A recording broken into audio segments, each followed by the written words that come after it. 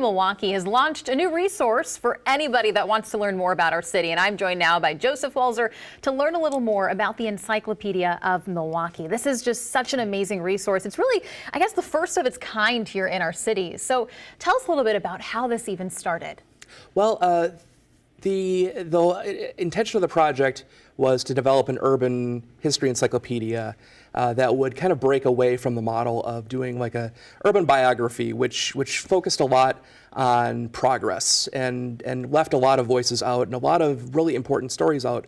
So what we did was we created an encyclopedia of nearly 700 entries that we envisioned to be a first stop for anybody who is interested in learning more about the city, and in particular their place in the city as well. So researchers, students, and the general public.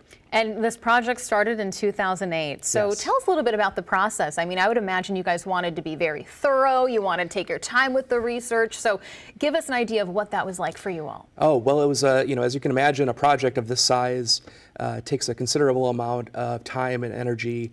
First of all, selecting what are we going to be talking about, and then getting people to write these entries, and then the editing process, fact-checking, and then making sure that everything is on the website and user-friendly as well.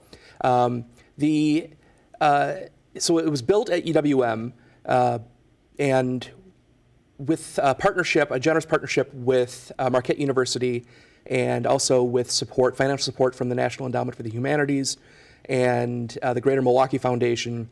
And then UWM really contributed a considerable amount of support as well.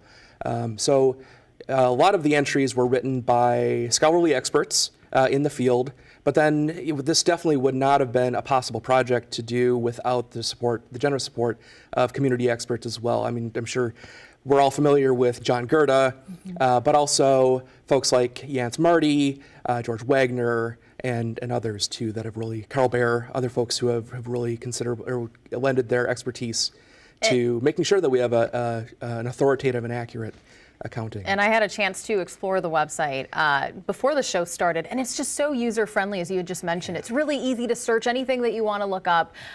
You're a Wisconsin native. Yes. You have a PhD in history. Yes. So I would imagine you know a lot about this state, this city. But was there anything that you found out when putting this project together that you thought, I did not know that about Milwaukee?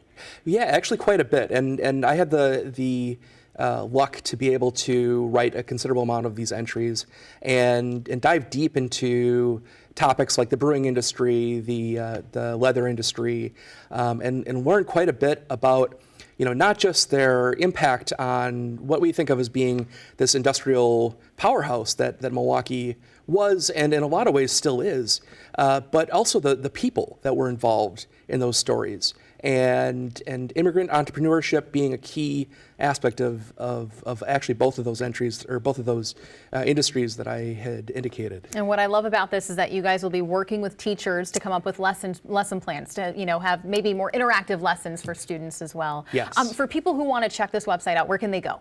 www.emke.uwm.edu. Joseph, thank you so much for your time. Yeah, thank you.